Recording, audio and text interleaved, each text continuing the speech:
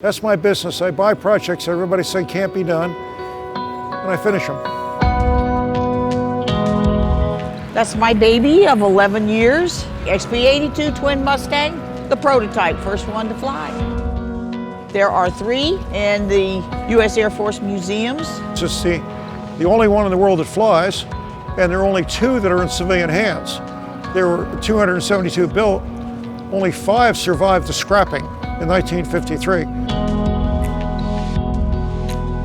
Tom was doing an IRS appraisal for Walter Saplata in Ohio, and he saw over in a corner the star, and he says, "I didn't know you had another P-51." He said, "That's not a P-51, that's the left fuselage of the XP-82 Twin Mustang. The prototype, the first one that flew." Tom wanted it. So I went throughout the country, throughout the world, putting small down payments on P-82 parts. Found a crash in Alaska, a canopy here, a chunk of a center section somewhere there. We had no idea how complex this airplane was. Everything's got to be in sync. It was extremely complicated. I had all of the drawings from North American, 20 CDs with over thousands of drawings on each one of them. We spectrographed the yellow paint, as you see here. Everything is #1 CAD plate. We used all 442 rivets in it, which is not a rivet that's manufactured today. We had to find them surplus. Finding the engine was a problem. MT Propellers stepped up and built the propellers for us. It took us longer than we thought, a few dollars more than we thought. I knew I could finish it if I had to build every square piece of it myself. And I knew eventually I'd make it to Oshkosh. It was designed in November '43. D-model Mustangs were escorting B-29s on the long 10, 12-hour trip, round trip with all kinds of underwing fuel. A lot of Mustangs were going in the water, and we'd lose the Mustang and we'd lose the pilot.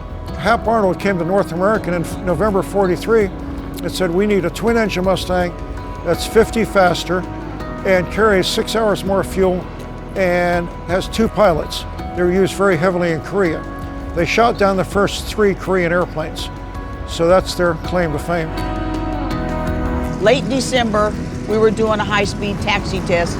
But Ray got in it and went running down the runway. The pilot said, "Okay, we're gonna go. I don't think I could stop if I tried to put it back down." And she said, "It's time for me to go," and away she went. On an unplanned flight. All of our hearts were in our throats, but it's a new child. Watching them learn how to walk. That's about what it's like. New Year's Eve, it was really a good way to bring in a new year and close out an old one. It means the world to me that she's here, so we want to share this airplane with as many people as we can. We figured we're just, the way Tom puts it, temporary custodians of these airplanes. Hopefully get kids interested in restoration so that somebody can take over, and keep these airplanes flying.